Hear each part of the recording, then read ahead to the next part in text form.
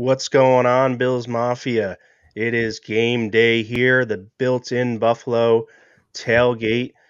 Myself, Lance Nelson. He is James Stokes. Stokes, how you doing this morning, brother? It's early. I'm excited for it. The fact that we've got some really early football, some standalone football for the Bills, and I'm excited.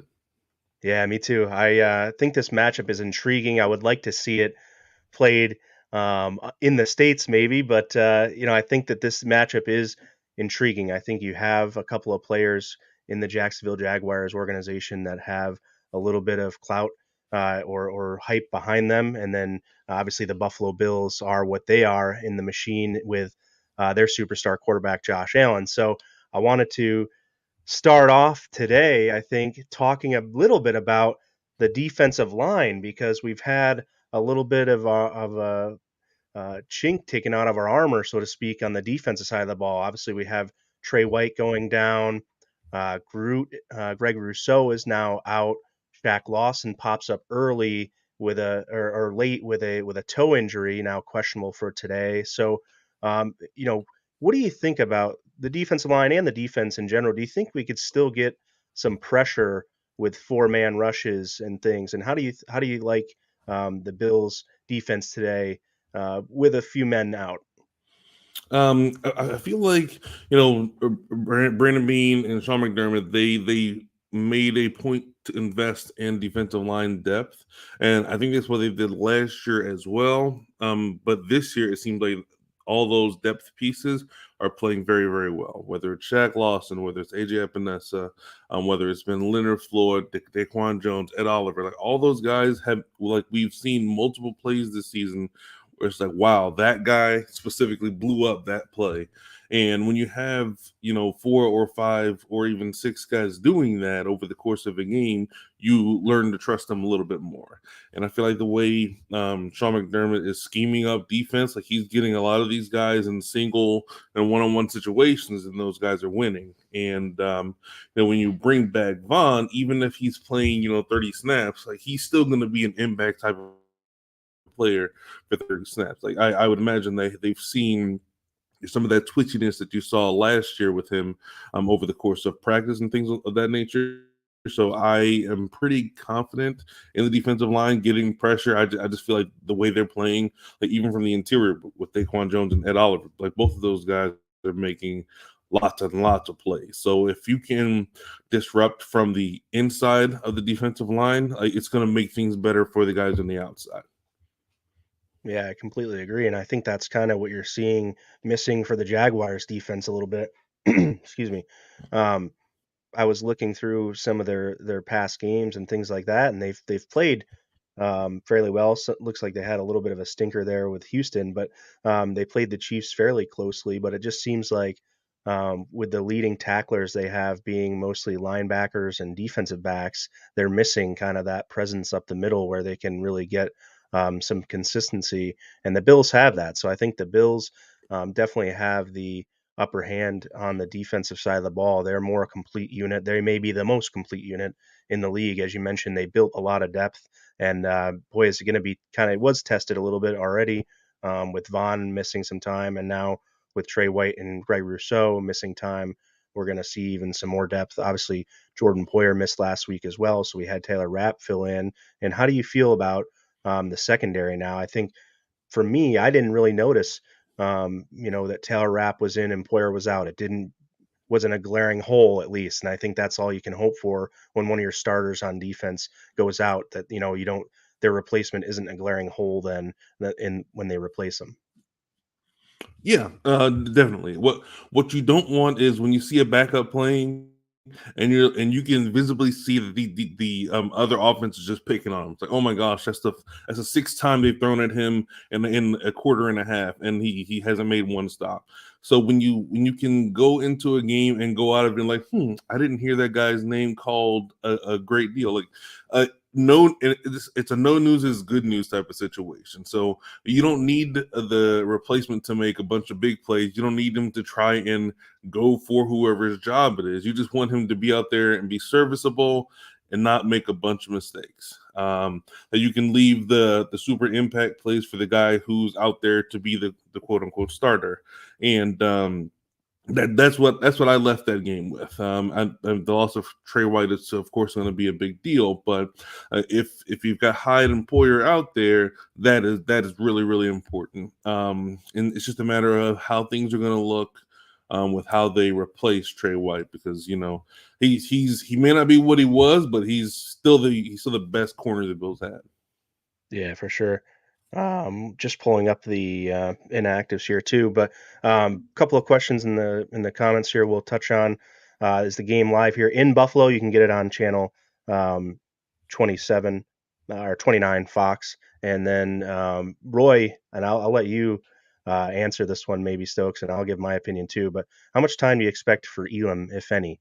And that answer is actually going to just change because I see here our inactives are Damar Hamlin, Christian Benford, Gregory Rousseau, Jermaine Ifedi, Alec Anderson, Shaq Lawson, and Puna Ford. So we're going to see a heck of a lot of Elam because we don't have much else. We've got Jamarcus Ingram, I think, was brought up from the practice squad this week.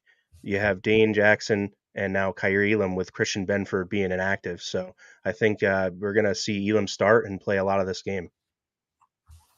Yeah, that is what it sounds like. It's going to be really interesting going from he's going from basically a healthy scratch for the first 4 games, and I was like, well, it's all yours now. So that's going to be one of those like real drastic changes.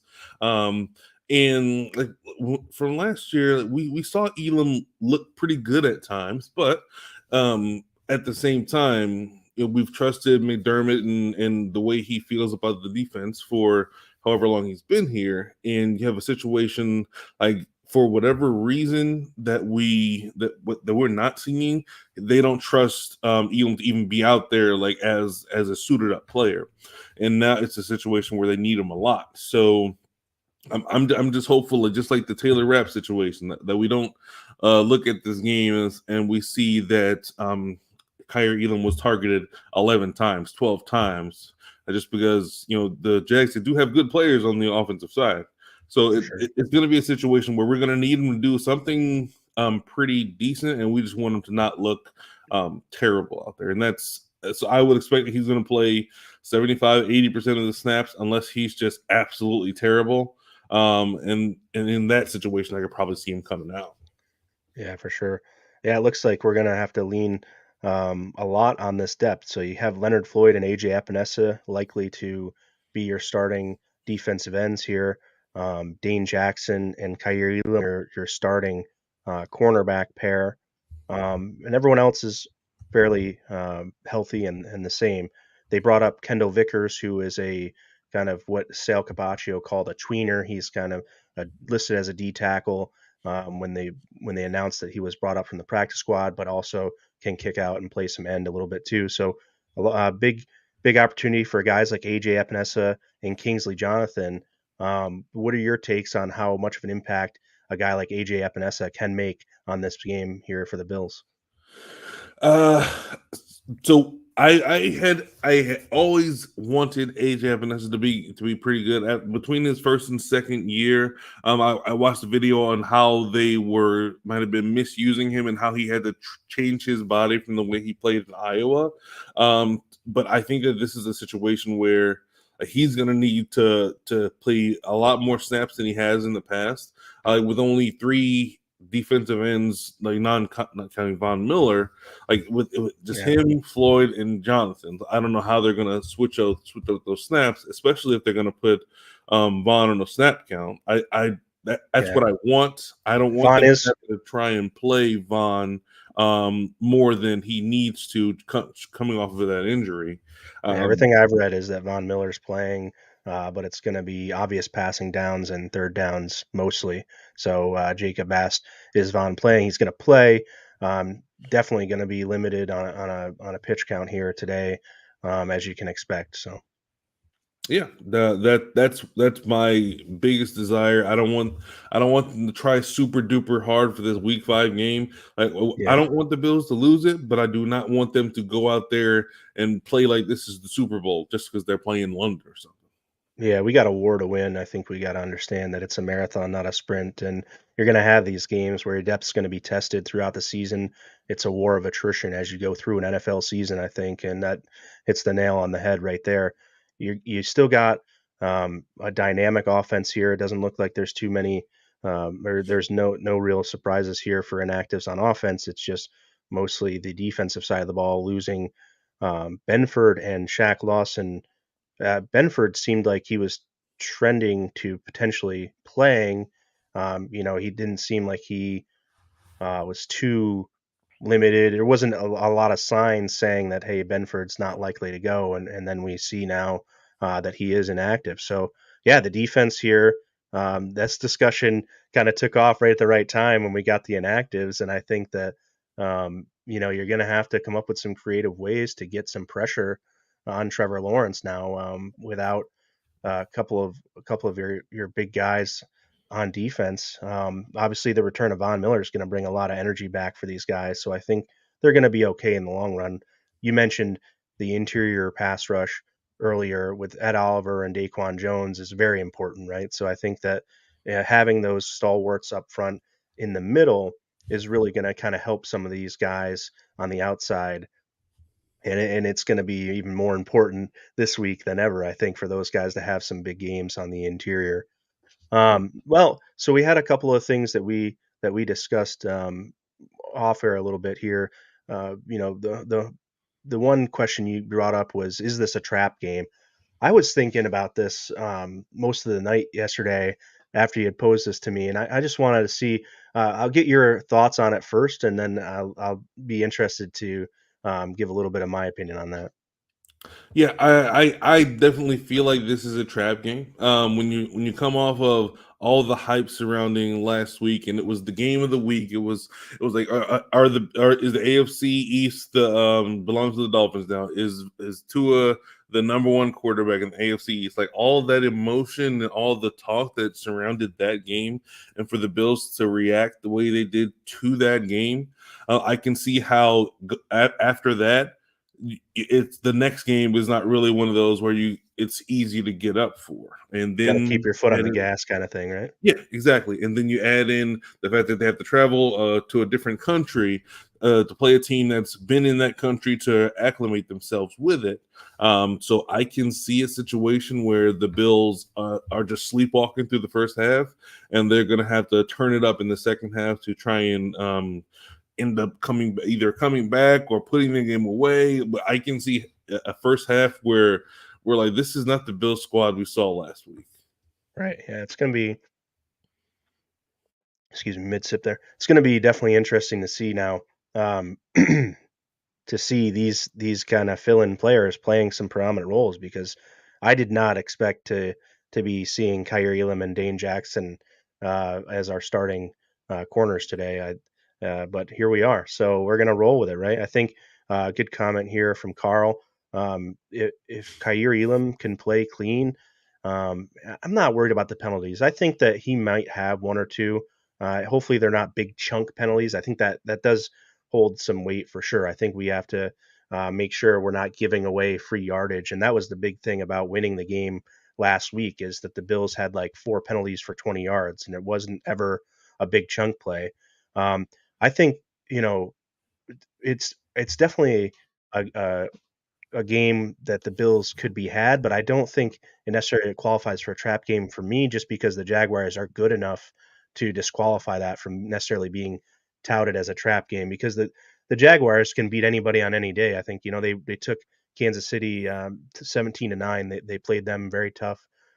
So if this was a lesser team, I would definitely agree. I think that the term trap game though for me means more about being a bigger favorite. If the Bills were a bigger favorite in this game, and now with the injuries, I think it's just going to be a matter of go out there and try to hang on in the absence of some of your key defensive guys. So yeah, it's going to be an interesting game now. I think.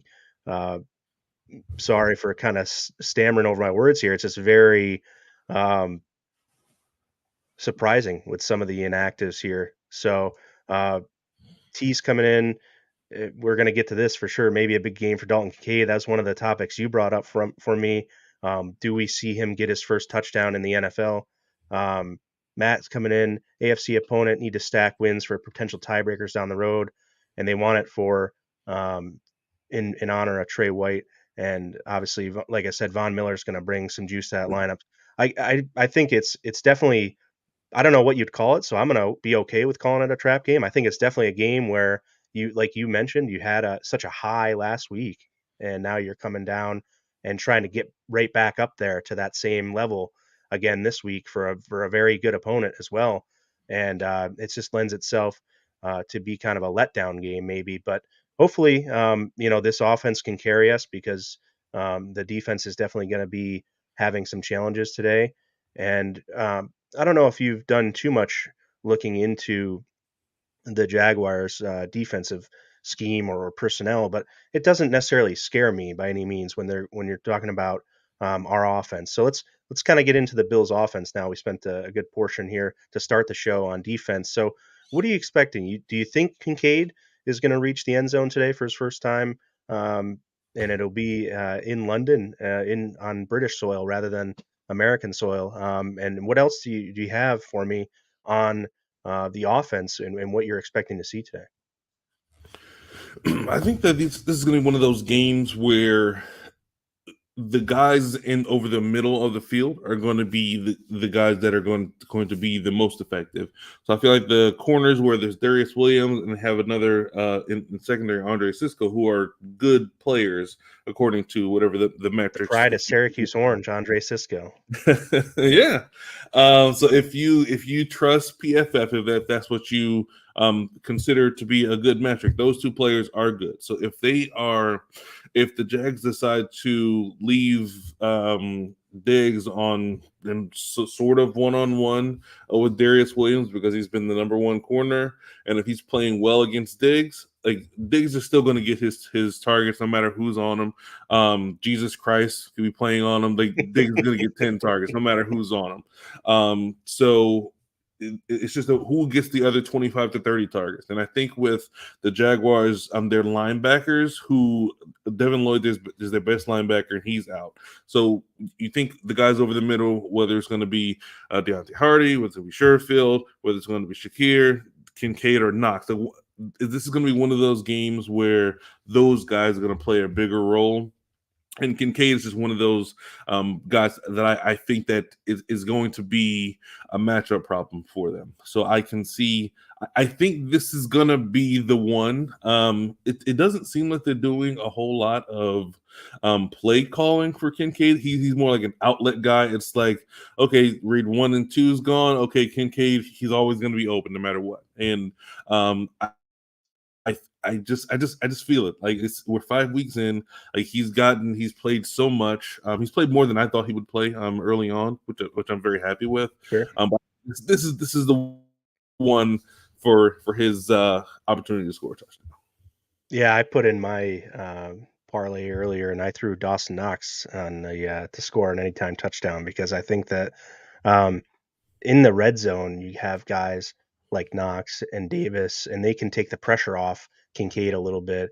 I don't think he's been asked to do anything spectacular, right? They're kind of putting him in some kind of shorter yardage routes where he can just get the ball in his hands and then make a move and try to get upfield. And he runs with such a passion and kind of a vicious runner with the ball, I think too. And the Bills have a few of those. I think the running backs being all three running backs so far have ran the ball fairly well, always seemingly falling forward. In my opinion, I think that's one of the things that I've noticed about this kind of changing in the run game that we've had this season, where we've had a little bit more success in that the running backs are always carrying their momentum forward, no matter whether um, they're getting stuffed or not. They seemingly can still get low and then push forward at least um, for not being for not losing yards at least. So I think that I definitely agree. I think Kincaid has been wonderful so far, and I'd like to see him even get expanded roles at times. We haven't really needed to do that, I think. So it's a matter of kind of matchups. And here's the matchup, right? You mentioned just with a linebacking core that's kind of subpar and with a lot of players on the Jaguars pass defense that just aren't necessarily up to snuff. They're not superstars in the league. They're fine players, but they're not going to take over the game by any means. So I think the Bills offense really has a chance to score some points today, and that's what they're going to need to do. It looks like. I like this point, um, from Roy here saying that as long as Josh plays within the offense, we'll be fine. Even if the Jags are going to score. I think that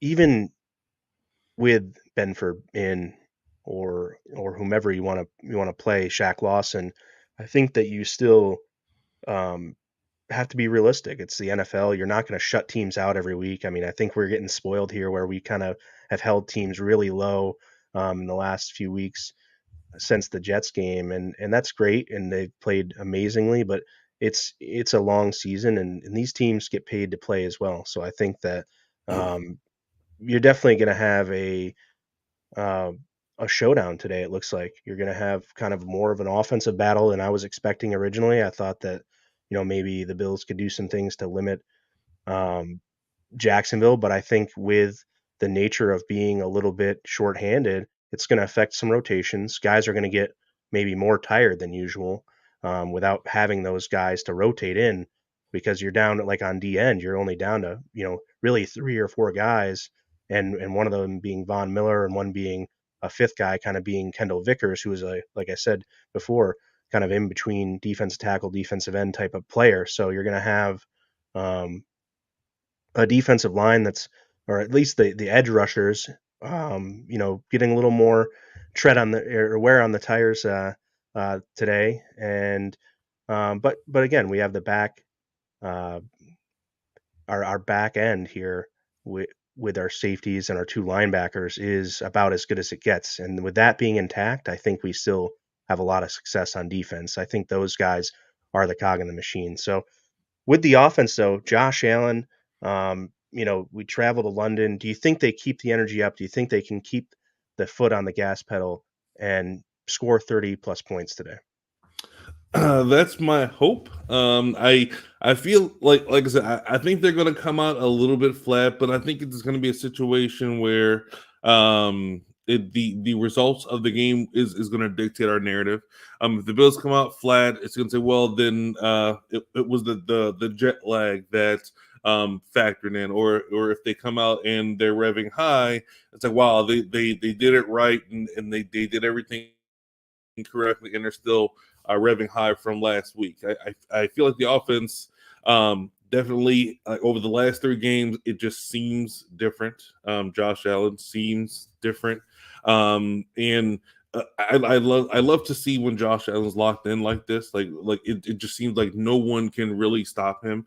And when you see a game where you see multiple games in a row where he's not even taking the snaps at the end of the game. That's exactly what you want. And it would be naive of me to think that that's going to be the norm for the rest of the season. But I love to see it.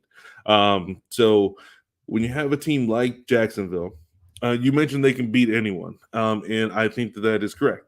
I feel like they can beat anyone in the NFL, but I also feel like they can lose to anyone in the NFL. They are about as inconsistent as the Chargers, as the Titans, like teams like that, where you could look at the scoreboard and say they beat so and so, and you're like, oh wow, that's interesting. And then you could look at the other end of the spectrum and say, well, they lost to the worst team in the NFL. Like, well, okay, I can see that too. And the Jags are just one of those squads. And when we're in London, well, that's like it's a home game for the Bills, but it's really a home game for the Jaguars. So I would be. I don't know. I feel I'm a little nervous about this game, but I feel like the Bills are still going to win it. I just think it's going to be a struggle. I know that everyone, as far as fans go, we think it's going to be easy peasy, and I'm just a little bit more nervous about it.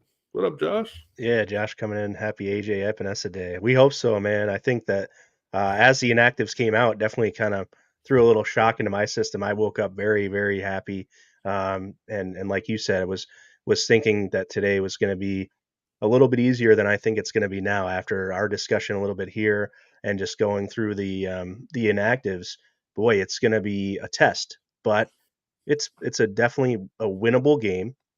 I'm not too worried about.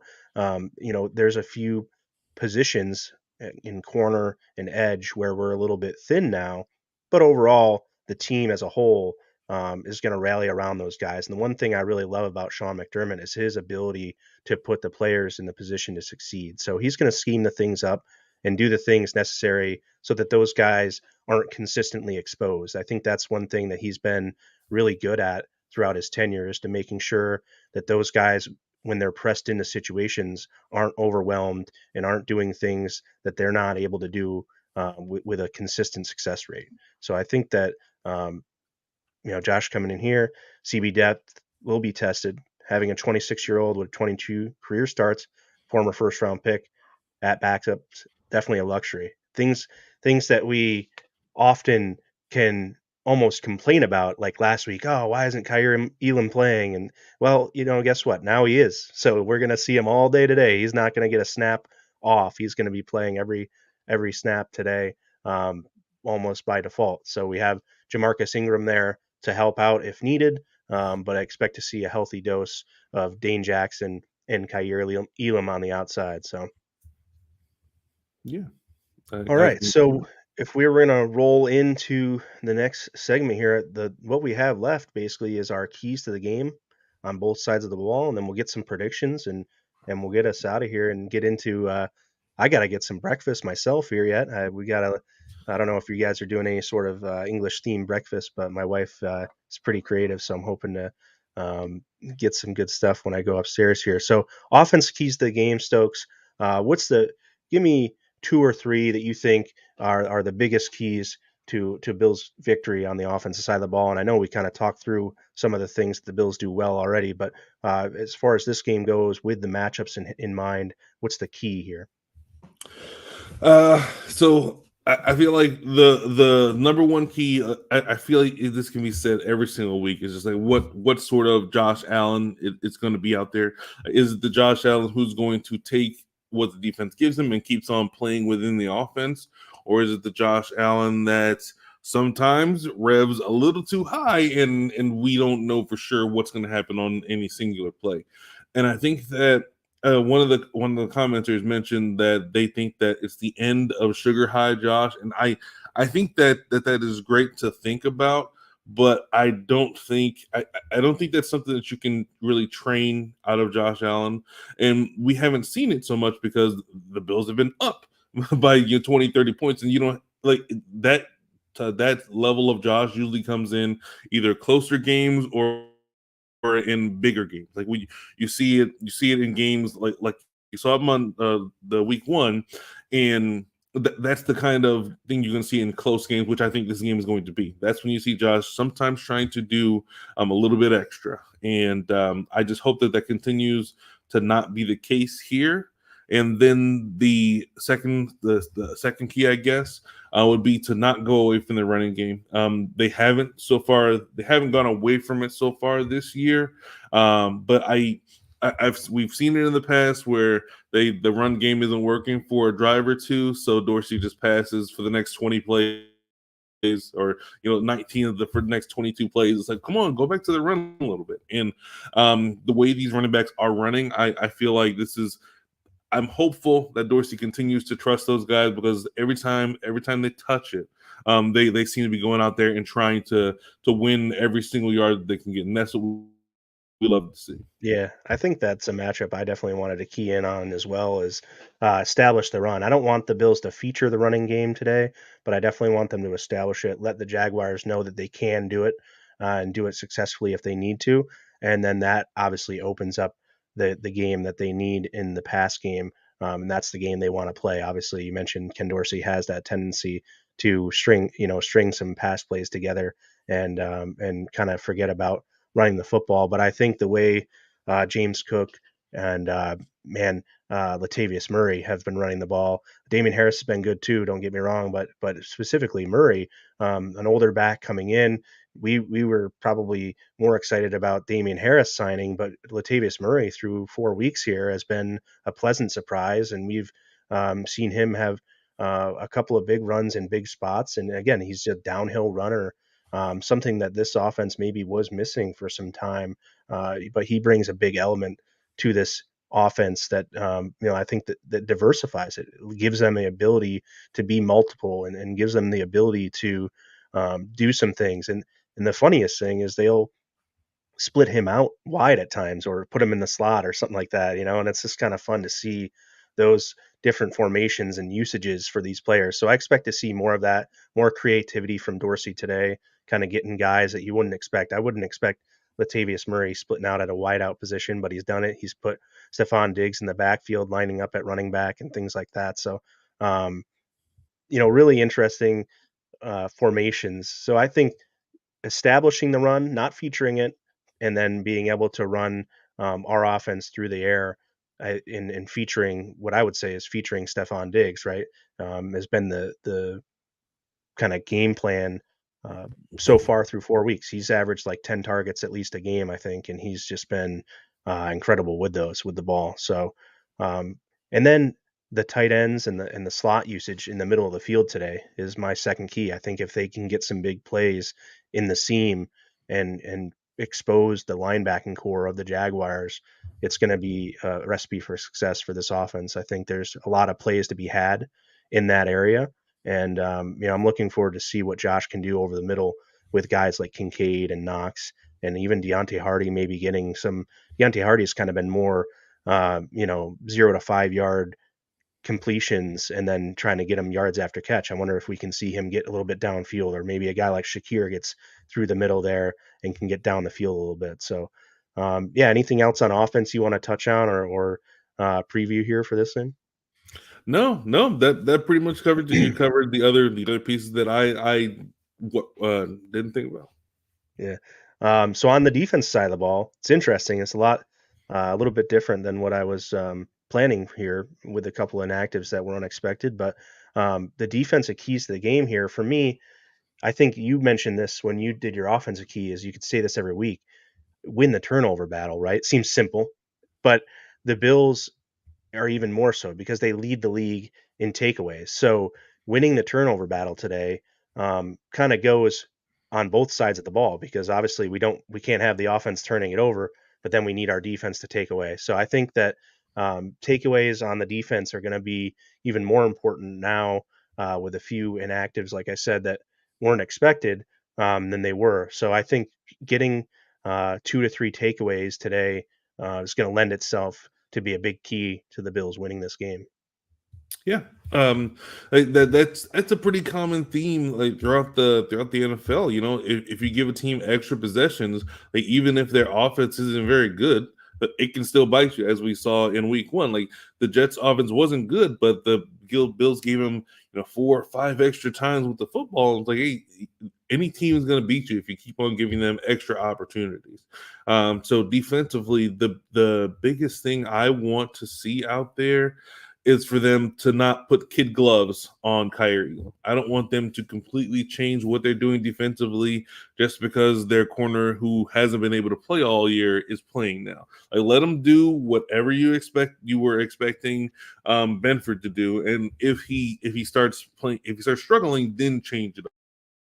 I don't want them to just try and change their entire defense just because this guy's out there. Like, let Hyde and Poyer do what they're supposed to do. Like, let them wreak havoc, whether it's the middle of the field and a little bit deeper, and don't try so much to cover up a flaw defensively if that's what Kyer Elam is. If you don't trust him to be out there, get him off the field. Like, let him do what he's supposed to do in the defense. I just don't want anyone to go out there and everyone on the defense saying, well, we got to pick up for this guy because he's actually not very good. Just Right. play the defense as it is, trust the defense as it is. And maybe that's what Kyer Elam needs to do. He needs to trust what he's taught rather than getting scared, and he gets very grabby when he thinks he's out of position. So that's my biggest key, is to let the defense do what they do, let them dominate, let them attack, and don't try and coddle any specific players. Yeah, I think do your 111th is something that Sean McDermott touts, right? And I think that's very important. I think Josh Allen has shown over the last 3 weeks that he's kind of taken a step back from trying to be Superman and trying to do more of his 111th and execute the game plan, right? And since he's done that, the Bills have been nothing but amazing. And I think that's the thing with the defenders now. Kyrie Elam can't get those 4 weeks back where he was inactive. Nothing he does, he doesn't need to press today to try to make up for any of that. Play within yourself, play your game, and continue to do what your 111th within the defensive scheme is. And so, as long as each guy, and it seems so simple and stupid to say, but as long as each guy kind of is doing their assignment, and that's the cool thing I think about McDermott when you watch this defense is, he's very assignment based. He has these guys very locked into what they need to do for the overall unit to have success.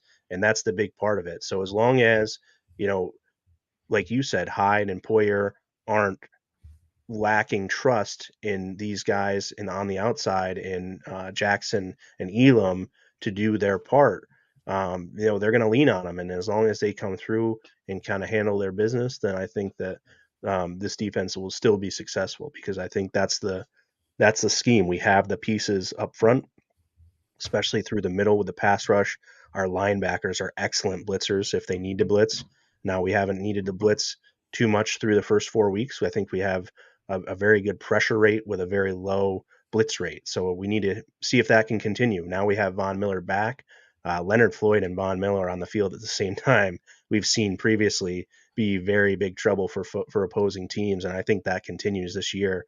I'm excited to see today we'll get probably a little taste of that, and then moving forward, you may see more and more of that, especially if Rousseau's foot injury lingers any further than this game. So I guess without further ado, what's left to do here, Stokes, is to kind of make a couple predictions for this game. I don't know if you want to do a score. If you've already done a score, you can kind of tell us what you had Friday night. I think you were on Bill's chat, right? So if you had anything from there you wanted to predict or reiterate, and then I can give mine as well. Yeah, I did. I did predict I predicted the Bills' victory, but I predicted the score of 24-23. And I still feel like it's going to be a close game.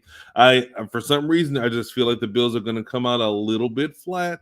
Just for all the reasons that I mentioned of it being a trappish game. Maybe not trap game as you made good points regarding this is not really a team that you can call a trap game because they are pretty good. But I still think it's going to be a struggle at the beginning, and I feel it's going to be the Bills are they're going to take the lead late, and they're going to need to make a stop towards the end of the game to keep them out of field goal range or whatever the case may be to win it. So that's what I'm predicting. It's still a Bills victory, but I think it's going to be very close, like I said, 24-23 or something within 3 points. I completely agree. Not necessarily within 3 points, but a close game with the Bills. I had the Bills 27-17 on the Buffalo Blitz Tuesday night. And so I'm going to stick with that 27-17. I think that, we start out slow. I expect that. But as they get into the rhythm of the game and things, they're able to make strides and, maybe put that away. Maybe it's 2017 later in the game. They score that touchdown and kind of put the nail in the coffin at 27-17 maybe. And then that's where it ends. I have the defense getting at least one interception today. I think that's going to be important as we discussed.